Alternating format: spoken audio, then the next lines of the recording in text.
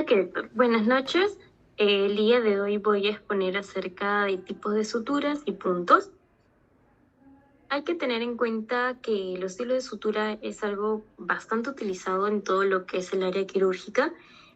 Principalmente el objetivo de los hilos es poder ligar los vasos sanguíneos y aproximar los bordes o los extremos de la herida con el fin de poder cicatrizar y lograr cerrarla. También además tiene el fin de proteger la herida de cualquier tipo de agresión o infección externa y tiene también el propósito de sostener la posición de estos bordes, disminuyendo la tensión entre estos mismos y favorecer la cicatrización de la solución de continuidad, ¿no? Además que también tiene un propósito según el material que se utilice, que también lo vamos a hablar más adelante, y además también dependiendo mucho del área, del tipo de tejido que se necesite, o el tipo de objetivo, ya sea de repente para controlar hemorragias o poder unir o hacer anastomosis, etcétera, ¿no? Va a depender mucho el tipo no solo del hilo, sino también el tipo de aguja. Hablando de los hilos de sutura, principalmente hay tres características que se pueden clasificar, ya sea por absorción, por origen o por filamentos. Por absorción pueden ser tanto las absorbibles como no absorbibles. Dentro de las absorbibles tenemos principalmente la animal y la sintética. La animal se tiene, por ejemplo, la catgut simple y la catgut crómica, que suelen ser derivados del intestino del animal. La diferencia principal de estas dos es que al catgut crómico se le agrega el material del ácido cromático y por lo que la hace mucho mejor, con más ventajas que la catgut simple, porque suele ser más resistente y tener una menor reacción tisular. La sintética suele ser bastante utilizada la poliglactina, que su nombre comercial es la Vicril, como también la polidioxianona o el ácido poliglicólico, o el policlonato, que es el Maxón, o el policlepone, que es el monocril. Dentro de las no absorbibles está la vegetal, que viene a ser la de material algodón, la mineral, que suele ser la de acero inoxidable, o el alambre o el titanio, y dentro del animal la seda es la que no se absorbe, y la sintética está el polipropileno y el poliéster, que es el mercilene. Dentro de su origen, como comentábamos, hay naturales y sintéticas. Dentro de las naturales están subdivididas por animal, vegetal y mineral. Dentro de la animal está, por ejemplo, la seda, de la vegetal está el lino y el algodón, y del mineral, como hablábamos, del acero y el titanio.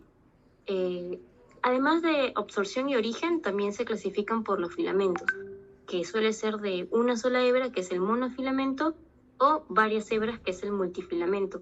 La ventaja de la primera es que suele haber menos resistencia, hay una mejor reacción tisular y un menor riesgo de infección.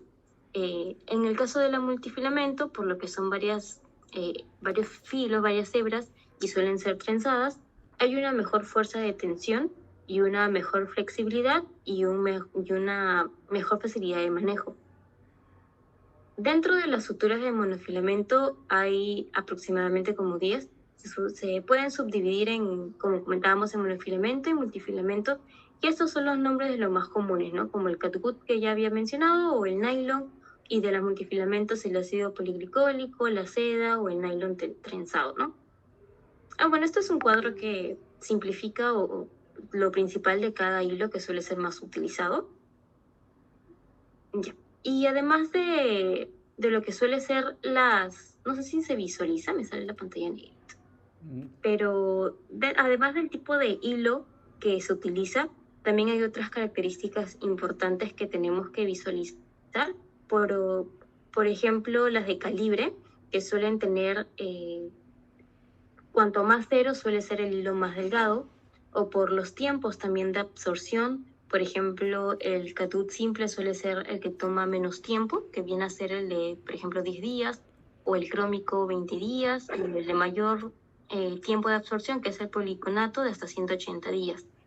También otra característica de los hilos es su fuerza tensil, que viene a ser la fuerza que puede soportar el hilo por libras antes de que ésta se rompa.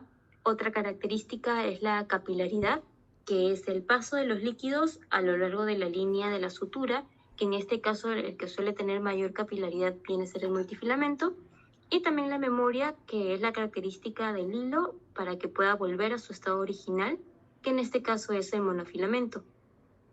Bien, entonces, ¿cómo saber qué sutura usar en cada caso? Tenemos que tener en cuenta, por ejemplo, el tipo de tejido. Dependiendo del tipo de tejido, podemos usar las absorbibles o las no absorbibles. En el caso de que el tejido suele ser que sane con mayor lentitud, suele ser la no absorbible. Y si es que, por ejemplo, cicatrizan con mucho mayor rapidez, suele ser la absorbible. Según su región anatómica, también podemos ver la resistencia al tejido, el calibre que vamos a utilizar, si es que la herida está infectada o no, vamos a usar si es mono, multifilamento, y también depende mucho del tipo de paciente, porque en el caso de pacientes que ya sean oncológicos, sépticos o desnutridos, el tipo de cicatrización también va a ser mucho más lento en ellos, y por eso hay que considerar un hilo diferente en cada caso, ¿no? También dentro de los hilos hay que tener en cuenta el tipo de aguja de la sutura que vamos a utilizar, que suelen dividirse de medio círculo, 3/8, 1/4 o 5/8 o rectas. Como se visualiza en la imagen, van generalmente las de medio círculo a mayor número, suelen ser más grandes a más pequeñas.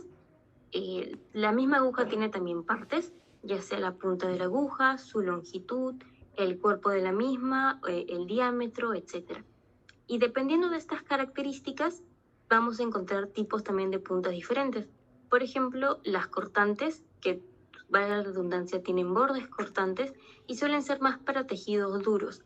Tenemos tanto cortantes de un tipo convencional como también de un corte de reversa, que va a depender mucho del tercer filo si está para adelante o posterior de la misma punta.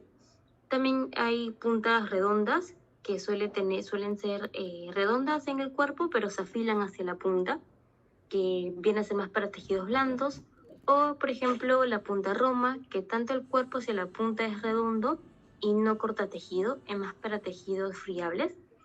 Y el taper cut, que viene a tener 3 bordes cortantes, que es más para tejidos conjuntivos densos o fibrosos o especialmente para fascia. Ya. Entonces, aparte de los hilos, también hay que considerar o recordar el tipo de suturas que tenemos. Por ejemplo, están las continuas. Las suturas continuas, valga la redundancia, son una sutura que no va a cortarse. Los puntos es con un solo hilo y suelen ser de mucho menor tiempo y una tensión uniforme a lo largo de esta. Hay una menor cantidad también de cuerpo extraño y, por ejemplo, de las continuas hay unas subdivisiones, por ejemplo, la simple o la surjet, que es principalmente de afrontamiento, donde vamos a suturar en ángulo recto con la línea de la herida, vamos a perforar de forma perpendicular y el cruce va a ser diagonal a distal. También tenemos las suturas continuas, que es reverdín o festoneada, que es tanto afrontamiento pero también de sostén. Vamos a pasar primero el hilo con la aguja por debajo de la lazada anterior y vamos a tener una mejor captación de los bordes. También tenemos la sutura continua griega o colchonero, que va a ser un nudo inicial donde se ingresa de lado, que se deja el nudo y se va a salir por el otro lado, por el otro extremo, y se va a ingresar de ese mismo lado y, como se visualiza en la imagen, van a dejar líneas paralelas, ¿no? Y así sucesivamente. También tenemos, aparte de las continuas, suturas discontinuas, que suelen ser puntos sueltos. Son mucho más seguras, pero también duran un poco más, pues justamente por lo que no son continuas, y tienen una ventaja ante las infecciones de sitio operatorio. La sutura discontinua simple es la universal, es la que generalmente se utiliza más. Suele ser para heridas irregulares, donde normalmente, si es irregular, empezamos por el lado medio y después distal. También tenemos suturas discontinuas, que es la U en horizontal, que suele ser más para un sostén y una mejor tensión. Se puede utilizar tanto en piel como en mucosas y músculo, y es también difícil de aproximar los bordes. También tenemos lo que viene a ser suturas por planos, es decir, si son suturas profundas, que viene a ser debajo de la epidermis, o suturas como se ve en la imagen, lo que es una bolsa de tabaco en torno a un lumen con un cierre corredizo. Se utiliza, por ejemplo, principalmente en apendicectomías o en casos de drenaje. Y finalmente suturas, por ejemplo, intradérmicas, que suele ser más para una mejor cicatrización o un poco más eh, para que se pueda visualizar más para el paciente.